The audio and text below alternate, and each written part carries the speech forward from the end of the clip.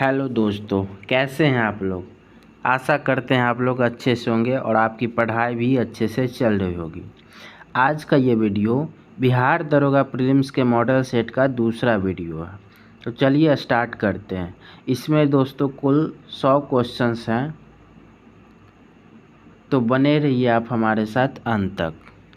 First question कह रहा है कि जब भारतीय न्यायिक पद्धति में लोकहित मुकदमा यानी कि PIL लाया गया तब भारत के मुख्य न्यायमूर्ति कौन थे। M हिदायतुल्लाह, A के सिकरी, PN भगवती या फिर YV चंद्रचूड़। तो इस क्वेश्चन का सही आंसर है PN भगवती। PN भगवती इस क्वेश्चन का सही आंसर है। यानी जब लोकहित मुकदमा यानी कि PIL लाया गया था तब भारत के मुख्य न्यायमूर्ति PN भगवती थे। दूसरा क्वेश्चन है कि संसद में धन विधेयक के संदर्भ में निम्नलिखित में से कौन सा कथन गलत है। यह केवल एक मंत्री द्वारा पेश किया जाता है, न कि एक निजी सदस्य द्वारा। लोकसभा राज्यसभा की सभी या किसी भी सिफारिश को स्वीकार या अस्वीकार कर सकती है। इसे केवल लोकसभा में पेश किया जा सकता है या फिर इसे राज्यसभा द्वारा अस्वीकार या संशोधित किया जा सकता है। इस क्वेश्चन का आंसर है कि संसद में धन विधेयक जो होता है उसे राज्यसभा द्वारा अस्वीकार या संशोधित किया जा सकता है। थर्ड क्वेश्चन है कि संविधान के किस अनुच्छेद में संसद के संयुक्त अधिवेशन की व्यवस्था है। अनुच्छेद 100, अनुच्छेद 105, अनुच्छेद 108। तो इस क्वेश्चन का सही आंसर है अनुच्छेद 108। क्वेश्चन नंबर 4 है कि भारत के संविधान में किस पद का उल्लेख नहीं है। लोकसभा उपाध्यक्ष, उप प्रधानमंत्री, राज्यसभा का उपाध्यक्ष या फिर राज्य विधानसभा का उपाध्यक्ष। तो इस क्वेश्चन का सही आंसर है उप प्रधानमंत्री का। भारतीय संविधान में जो है वो उसमें उप प्रधानमंत्री पद का कोई उल्लेख नहीं है। क्वेश्चन नंबर 5 है निम्नलिखित में से कौन सा संविधान संशोधन राष्ट्रपति को किसी भी मामले को पुनः विचार के लिए मंत्रिमंडल को भेजने की शक्ति प्रदान करता है। 39वां संविधान संशोधन, 42वां संविधान संशोधन, 44वां संविधान संशोधन या फिर 93वां संविधान संशोधन। तो इस क्वेश्चन का सही आंसर है 44वां संविधान संशोधन। क्वेश्चन नंबर 6 है सर्वोच्च न्यायालय के न्यायाधीश बनने के लिए न्यूनतम आयु क्या होती है। 30 वर्ष, 35 वर्ष या फिर 45 वर्ष। तो इस क्वेश्चन का सही आंसर है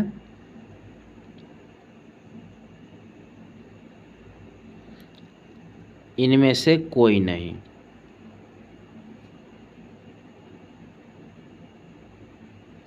क्योंकि हम लोग जानते हैं कि सर्वोच्च न्यायालय के न्यायाधीश बनने के लिए न्यूनतम आयु की कोई सीमा निर्धारित नहीं की गई है।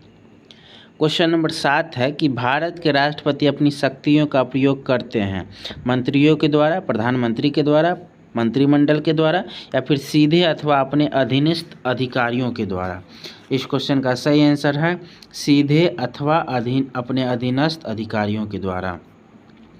क्वेश्चन नंबर 8 है भारत में पंचायती राज प्रतिनिधित्व करता है शक्तियों के विकेंद्रीकरण का, लोगों की सहभागिता का, सामूहिक विकास का या फिर ये सभी।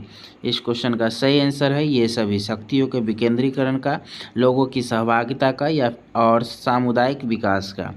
क्वेश्चन नंबर 9 है कि भारत में राजनीतिक दलों का पंजीकरण निम्नलिखित प्रावधानों में से किसके अनुसार किया जाता है।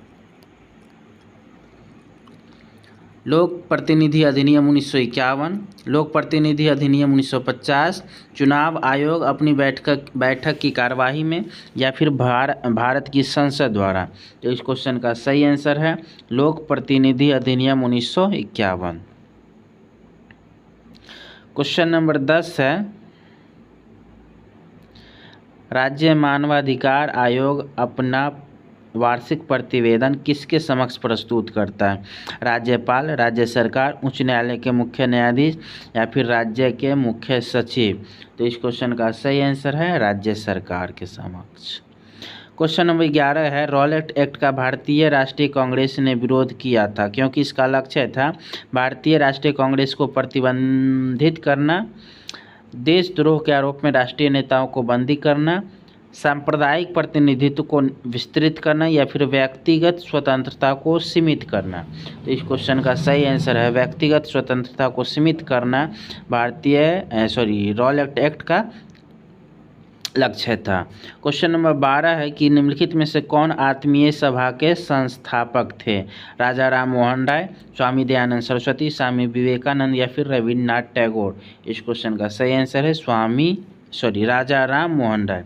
क्वेश्चन 13 है कि हुमायूं द्वारा लड़े गए 4 प्रमुख युद्धों का सही क्रम कौन है? चौसा देवरा कन्नौज सरहिंद, देवरा कन्नौज चौसा सरहिंद, सरहिंद देवरा चौसा कन्नौज या फिर देवरा चौसा कन्नौज सरहिंद। तो इस क्वेश्चन का सही आंसर है पहले देवरा, उसके बाद चौसा, उसके बाद कन्नौज और फिर लास्ट में सरहिंद।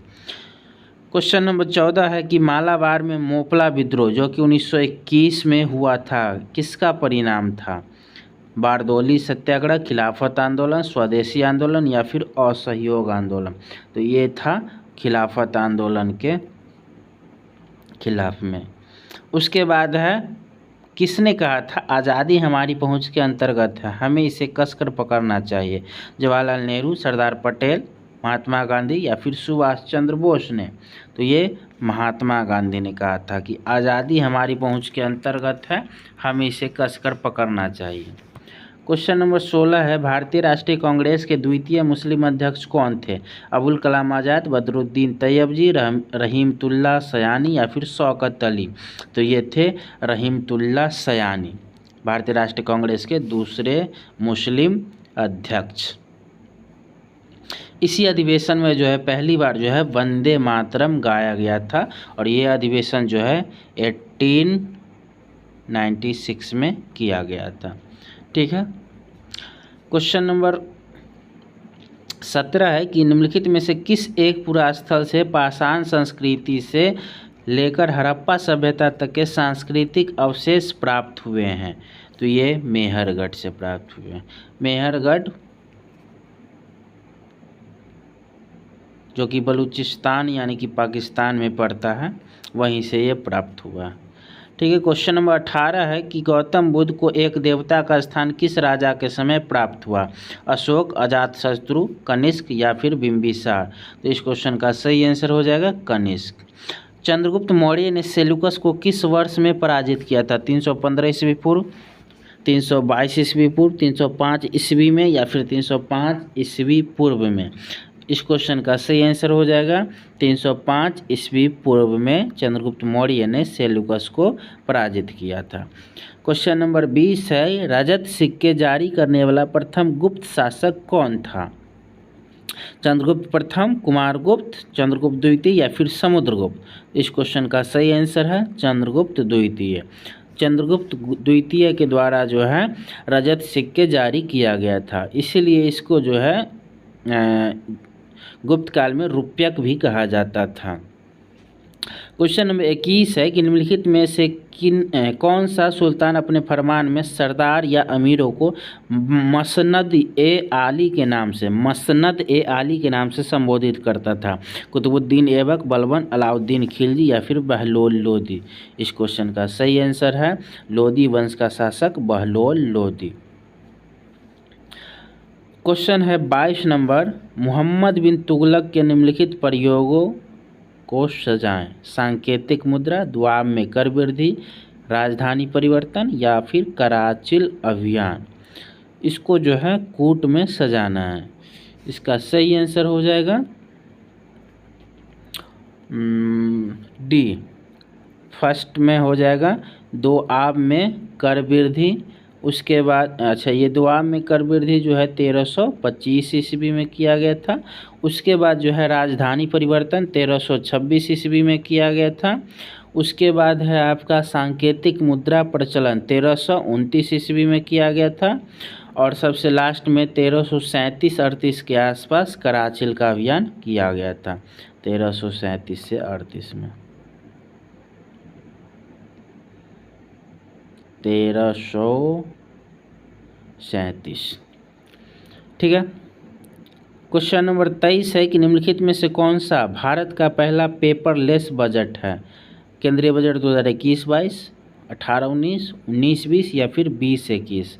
तो इस क्वेश्चन का सही आंसर है 2021-22 फर्स्ट आंसर, जो कि वित्त मंत्री निर्मला सीतारमण के द्वारा पेश किया गया था। क्वेश्चन नंबर 24 है कि पोंग और तापू डैश राज्य के लोकप्रिय नृत्य हैं, गोवा, सिक्किम, अरुणाचल प्रदेश या फिर हरियाणा।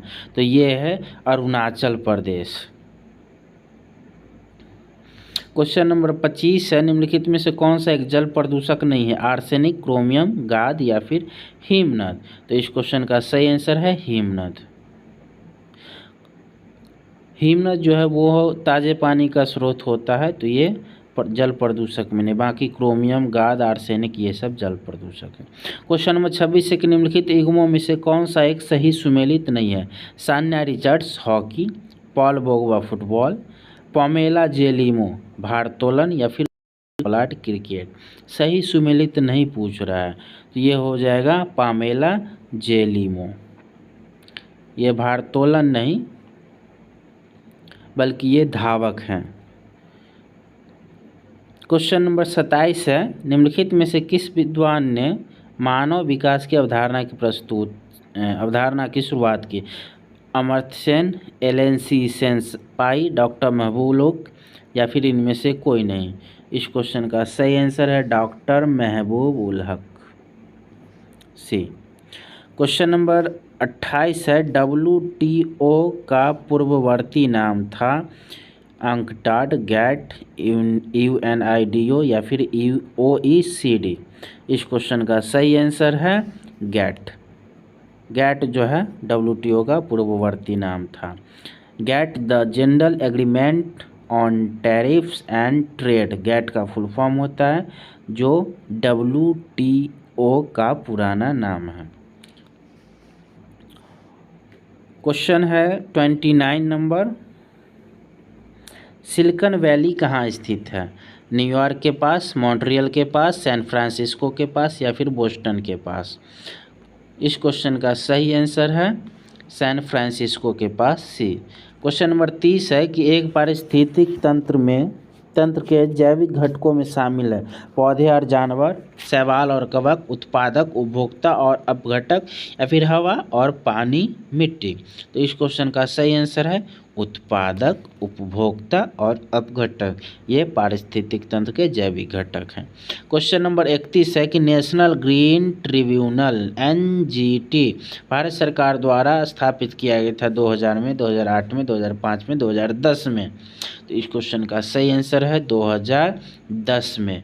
2010 में NGT को लागू किया गया था। क्वेश्चन नंबर 32 है कि जैविक ऑक्सीजन डिमांड BOD एक प्रकार का प्रदूषण सूचकांक है, किसका, जलवायु वातावरण का, वायु का, मृदा का या फिर उपरोक्त सभी का। इस क्वेश्चन का सही आंसर है जलीय वातावरण का। जैविक ऑक्सीजन डिमांड जो है वो प्रदूषण सूचकांक है जलीय वातावरण का। क्वेश्चन नंबर 33 है कि राष्ट्रीय युवा दिवस 2023 का थीम क्या था, विकसित गांव, विकसित भारत, विकसित युवा, विकसित भारत, युवाओं का विकास, देश का विकास या फिर युवाओं की बढ़ती जन भागीदारी। तो इस क्वेश्चन का सही आंसर है विकसित युवा, विकसित भारत, बी ऑप्शन।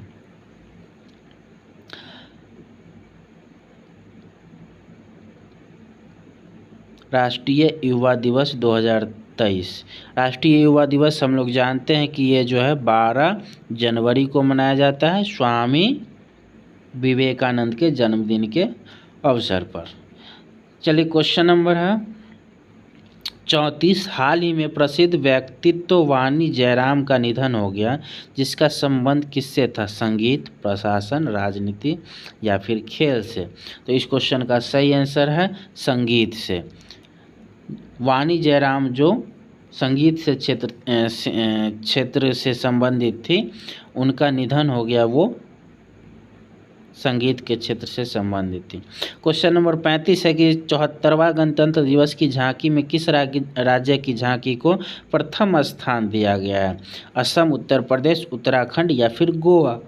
तो इस क्वेश्चन का सही आंसर है उत्तराखंड। उत्तराखंड गणतंत्र दिवस 2023 में सबसे बेस्ट झांकी का अवार्ड जो है वो उत्तराखंड राज्य को दिया गया था, जबकि दूसरे स्थान पर महाराष्ट्र और तीसरे स्थान पर जो है वो उत्तर प्रदेश की झांकी रही थी।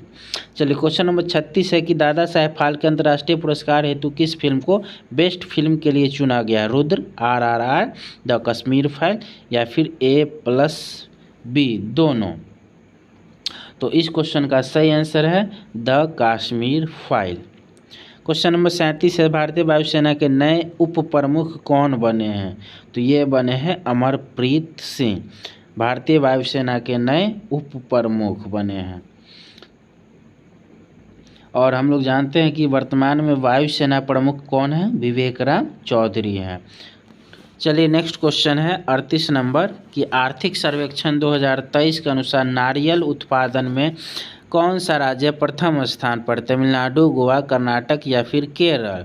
तो इस क्वेश्चन का सही आंसर है केरल। केरल जो है आर्थिक सर्वेक्षण 2022-23 में किए गए घोषणा के अनुसार नारियल उत्पादन में प्रथम स्थान है। दूसरे स्थान पर ये कर्नाटक है और थर्ड स्थान पर ये आपका तमिलनाडु है। चलिए क्वेश्चन नंबर 39 है कि 17वां वन स्थिति रिपोर्ट 2021 के अनुसार भारत के कितने राज्य या केंद्र शासित प्रदेशों ने 33% भूभाग पर वनावरण लक्ष्य को प्राप्त किया है? तो इस क्वेश्चन का सही आंसर हो जाएगा 17% भूभाग पर, 17 राज्यों या केंद्र शासित प्रदेशों ने। उसके बाद है क्वेश्चन नंबर 40, पहली बार BCCI द्वारा आयोजित महिला प्रीमियर लीग 2023 में कुल कितने टीमें भाग लेंगी? इस क्वेश्चन का सही आंसर है कुल 5 टीमें। क्वेश्चन नंबर 41 है कि नवोदित लेखकों को प्रोत्साहित करने के उद्देश्य से भारत सरकार ने किस योजना की शुरुआत की है? युवा 2.0, मार्गदर्शक, प्रोत्साहन या फिर इनमें से कोई नहीं? तो यह है युवा 2.0। क्वेश्चन नंबर 42 है कि ब्रिटेन के प्रधानमंत्री ऋषि सुनक का संबंध भारत के किस राज्य से है? तो ये है भारत के पंजाब राज्य से संबंधित है। क्वेश्चन नंबर 43 है कि पुरुष T20 वर्ल्ड कप का आयोजन 2026 में कहाँ किया जाएगा? तो ये पुरुष T20 वर्ल्ड कप जो है इसका आंसर डी होगा। ए तथा बी आंसर सही में भारत और श्रीलंका इसका आयोजन करेगा T20 वर्ल्ड कप 2026 का। क्वेश्चन 44 है कि राष्ट्रमंडल खेल 2022 में स्वर्ण पदक जीतने वाले सुधीर लाट का संबंध किस खेल से है? तो इनका संबंध जो है भारोत्तोलन से है। क्वेश्चन नंबर 45 है कि बजट 2023 के अनुसार प्राथमिक घाटा GDP का कितना प्रतिशत रहा है? तो ये रहा है 2.3%। क्वेश्चन नंबर 46 है सिक्किम का नया राज्यपाल किसे नियुक्त किया गया है?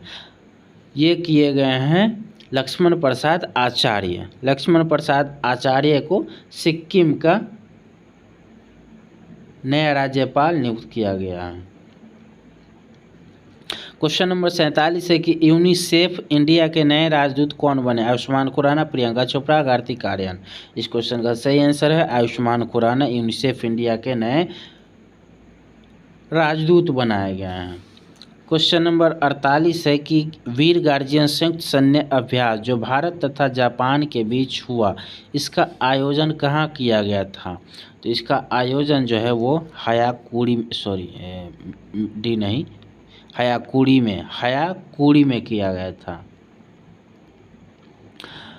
उसके बाद नेक्स्ट क्वेश्चन है 49 नंबर, प्रधानमंत्री नरेंद्र मोदी द्वारा आदि महोत्सव का शुभारंभ कहाँ किया गया है? तो ये तो नई दिल्ली में किया गया है आदि महोत्सव। क्वेश्चन नंबर 50 है कि T20 cricketer of the year 2022 का अवार्ड किसे दिया गया? बाबर आजम, सूर्य कुमार यादव, बेन स्टोक्स या फिर ईशान किशन? तो ये है सूर्य कुमार यादव।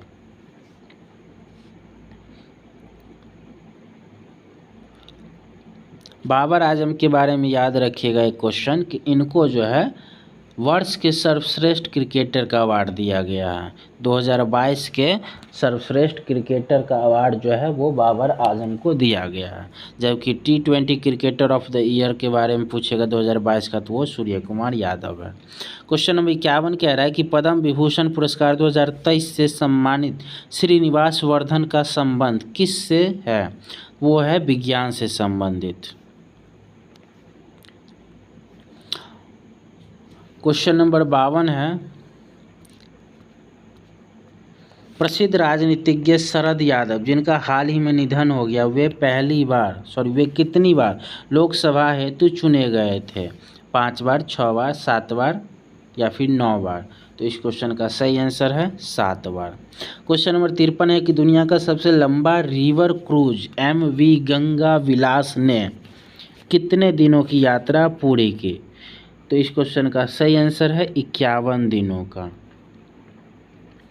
इसको जो है प्रधानमंत्री नरेंद्र मोदी ने 13 जनवरी को हरी झंडी दिखाकर रवाना किया था और इस क्रूज ने लगभग 3200 किलोमीटर की यात्रा 51 दिनों में पूरी की है।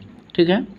नेक्स्ट क्वेश्चन है कि भारत सरकार ने किस देश से 12 चीते लाने हेतु समझौता किया है? तो ये बहुत ही चर्चित मुद्दा था। इस क्वेश्चन का सही आंसर है दक्षिण अफ्रीका से।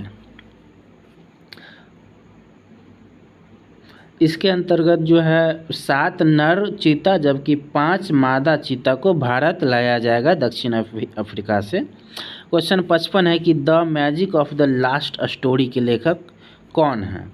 तो ये हैं Sudha Murty ji. The magic of the last story Sudha Murty. Question number 56 है कि प्रतिवर्ष समर्पण दिवस कब मनाया जाता है? 11 फरवरी, 14 मई, 12 मार्च या फिर 7 नवंबर को? तो इस क्वेश्चन का सही आंसर है 11 फरवरी को जो है प्रतिवर्ष समर्पण दिवस मनाया जाता है और ये पंडित दीनदयाल उपाध्याय के जन्म दिवस। क्वेश्चन नंबर 57 है कि शहाबुद्दीन चप्पू को किस देश का नया राष्ट्रपति बनाया गया है? ओमान, बांग्लादेश, सूडान या फिर बहरीन? तो इस क्वेश्चन का सही आंसर है बांग्लादेश के नए राष्ट्रपति बनाए गए हैं शहाबुद्दीन चप्पू। नाउ नेक्स्ट क्वेश्चन 58 इज वैज्ञानिक अनुसंधान केंद्र दक्षिण गंगोत्री की स्थापना कब करी गई थी? इस क्वेश्चन का सही आंसर है 1983 में। दक्षिण गंगोत्री जो कि अंटार्कटिका में स्थापित है, इसकी स्थापना 1983 में की गई थी। क्वेश्चन नंबर 59 है, निम्नलिखित युग्मों पर विचार कीजिए। जनजाति है और उससे संबंधित राज्य है। लिम्बू सिक्किम, कार्बी हिमाचल प्रदेश या फिर डोंगरिया उड़ीसा? इसमें से कौन सा सही सुमेलित है? तो इस क्वेश्चन का सही आंसर हो जाएगा 1 और 3 यानी कि ऑप्शन ए इसका सही हो जाएगा। लिम्बू सिक्किम और डोंगरिया जो है वो उड़ीसा से है।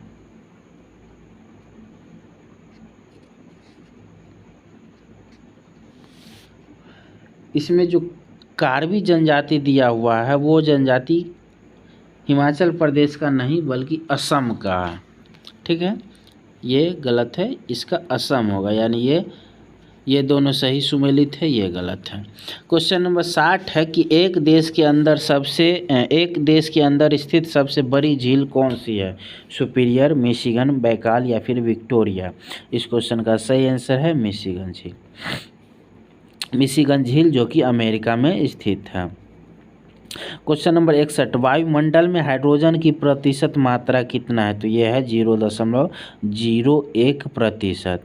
और वायुमंडल में सबसे ज़्यादा मात्रा में नाइट्रोजन पाया जाता है 78%, इसके बाद ऑक्सीजन पाया जाता है 21%। ठीक है। नेक्स्ट क्वेश्चन 62 नंबर है कि निम्नलिखित में से कौन सी जलधारा गर्म जलधारा का उदाहरण नहीं है? पेरुवियन, सुसीमा, एल नीनो या फिर बी और सी दोनों?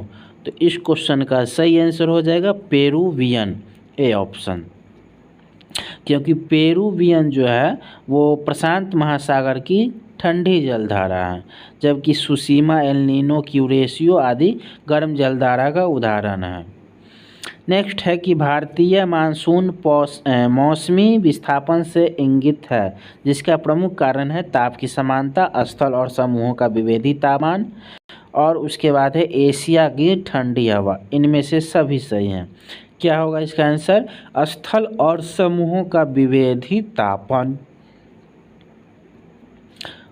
उसके बाद क्वेश्चन नंबर 64 है, नोकरेक जैवमंडल क्षेत्र किस राज्य में स्थित है? मिजोरम, मध्य प्रदेश, मेघालय या फिर असम? ये है मेघालय में। ठीक है। क्वेश्चन नंबर 65 है कि कौन सा डेल्टा कैंप कोमोरिन एवं कृष्णा डेल्टा के बीच स्थित? मालाबार तट, कोरोमंडल तट, कोंकण तट या फिर उत्तरी सरकार तट? इस क्वेश्चन का सही आंसर है कोरोमंडल तट। कृष्णा डेल्टा और कैंप कैमोरिन के बीच जो है वो कोरोमंडल तट स्थित है। ऐसे भी हम कह सकते हैं कि आंध्र प्रदेश से लेकर तमिलनाडु तक ये स्थित है। उसके बाद है क्वेश्चन नंबर 66 कि निम्नलिखित में से किसकी कोई इकाई नहीं होती है? घनत्व, सापेक्षिक घनत्व, विस्थापन या फिर दाब? इस क्वेश्चन का सही आंसर है सापेक्षिक घनत्व, जिसकी कोई इकाई नहीं होती है। क्वेश्चन नंबर 67 है कि निम्नलिखित में से किसे मापने के लिए स्टैलाग्मोमीटर का उपयोग होता है? स्टैलाग्मोमीटर पृष्ठ तनाव, प्रकाशिक क्रियाकलाप, अपवर्तनांक सूचक या फिर शुद्ध गतिक श्यानता? तो ये पृष्ठ तनाव मापन के लिए जो है स्टैलाग्मोमीटर का यूज किया जाता है। क्वेश्चन नंबर 68 है कि यदि किसी वस्तु पृथ्वीकार पथ पे घुमाई जाती है तो उस पर किया गया कार्य क्या होगा? तो उस पर किया गया कार्य जो होगा वो शून्य होगा।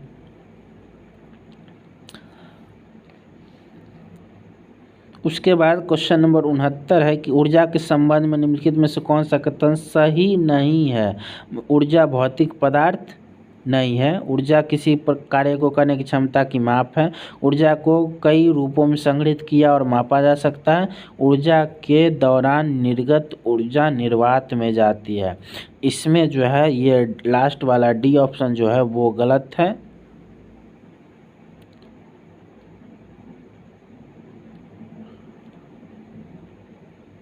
बाकी सब सही है। क्वेश्चन नंबर 70 है कि एक पत्थर किसी स्प्रिंग तुला पर बंधा हुआ है। निम्नलिखित स्थिति में से कौन सा स्प्रिंग तुला के रीडिंग में सबसे कम भार दिखाएगा?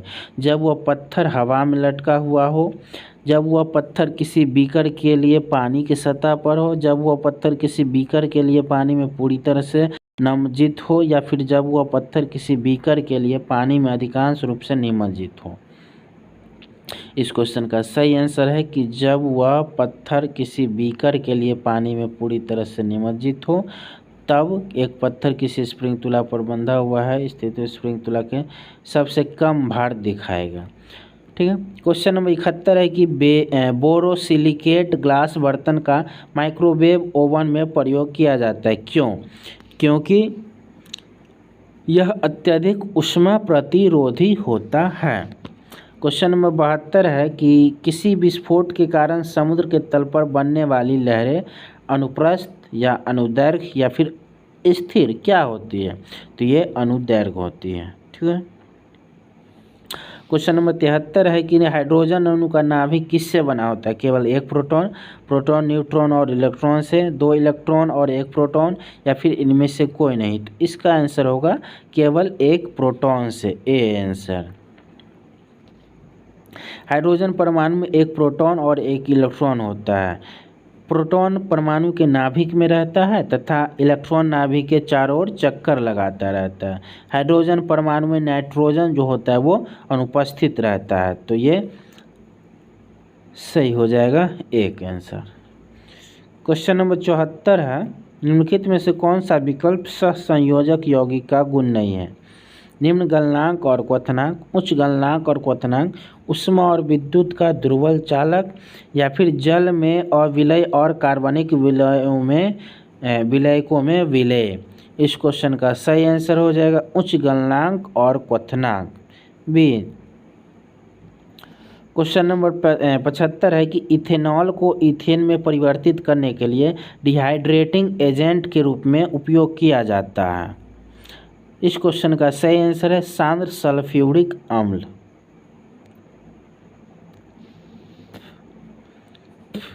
आधुनिक आवर्त सारणी में प्रथम धात्विक तत्व कौन सा होता है? ये होता है लिथियम। आधुनिक आवर्त सारणी में प्रथम धात्विक तत्व यानी कि धातु। क्वेश्चन नंबर 77, एक उदासीन गैसीय परमाणु के बाह्यतम कक्षा या कोश से एक इलेक्ट्रॉन को हटाने के लिए निम्नलिखित में से किसकी आवश्यकता होती है?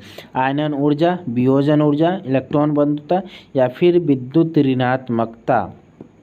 इस क्वेश्चन का सही आंसर है आयनन ऊर्जा। क्वेश्चन नंबर 78 है कि निम्नलिखित में से प्रति अम्ल के संघटक के रूप में किसका उपयोग किया जाता है? साधारण नमक, calcium sulphate, sodium hydrogen carbonate या फिर सोडियम कार्बोनेट। तो इस क्वेश्चन का सही आंसर है सोडियम हाइड्रोजन कार्बोनेट, जिसका फार्मूला होता है NaHCO3। इसको हम लोग खाने वाला सोडा भी कहते हैं। चलिए, क्वेश्चन नंबर 79 है कि जब सिल्वर ब्रोमाइड को सूर्य की रोशनी में रखा जाता है तब कौन सी गैस बनती है? Sulphide gas, chlorine gas, iodine gas या फिर ब्रोमीन गैस। तो इस क्वेश्चन का सही आंसर हो जाएगा ब्रोमीन गैस। ब्रोमीन हम लोग जानते हैं कि ये एक द्रव अधातु है और ये हैलोजन समूह का सदस्य है।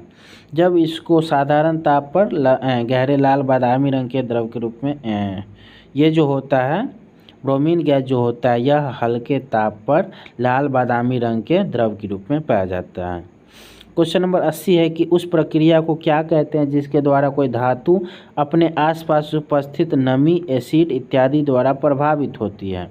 अपचयन, ऑक्सीजन संक्षारण या फिर अम्ल वर्षा। तो इस क्वेश्चन का सही आंसर है संक्षारण। क्वेश्चन नंबर 81 है कि निम्नलिखित में से कौन सा शब्द पशु व्यवहार के जैविक अध्ययन का सबसे अच्छा वर्णन करता है? तो इस क्वेश्चन का सही आंसर है इथोलॉजी।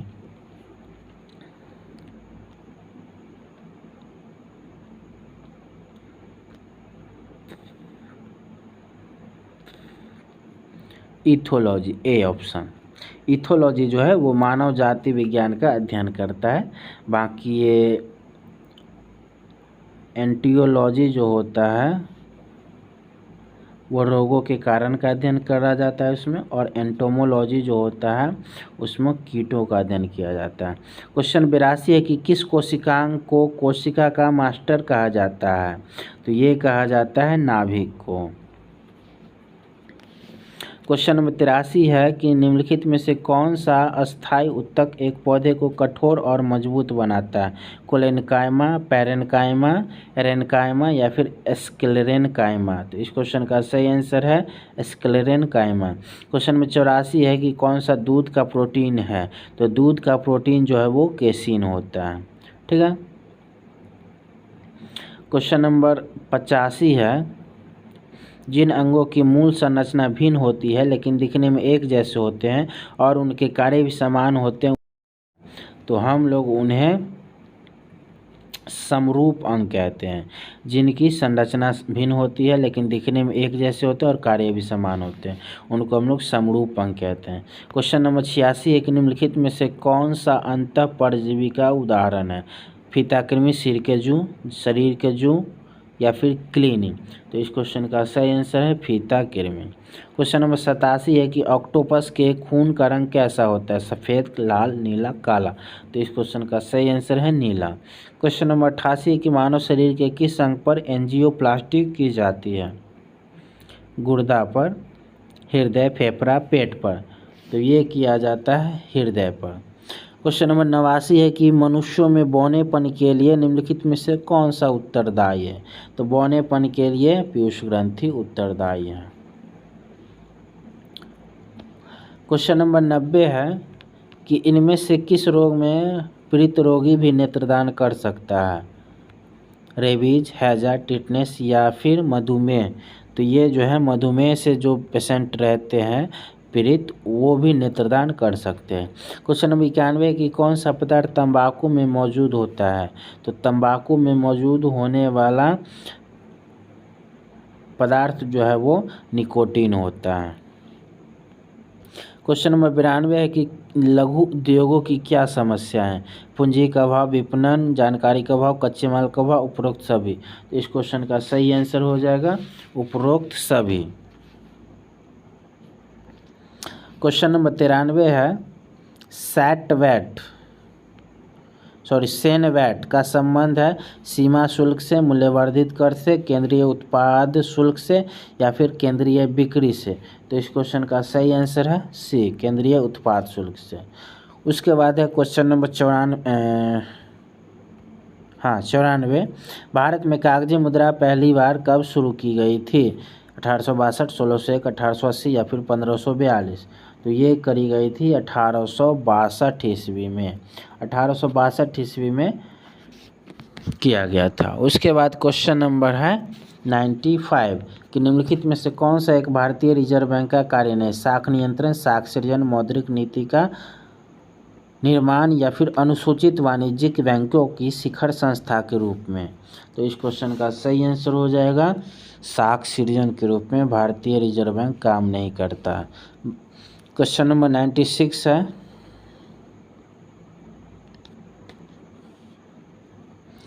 इसमें 95 ही क्वेश्चन है। आगे का जो 5 क्वेश्चन है वो मैथ से रिलेटेड है, हमने उसको इस वीडियो में नहीं लिया है। तो ये थे आज के टोटल क्वेश्चन। उम्मीद करते हैं आपको अच्छा लगा होगा। ऐसे और भी वीडियो पाने के लिए हमारे चैनल को सब्सक्राइब कर लीजिए और बेल प्रेस कर लीजिएगा। Thank you.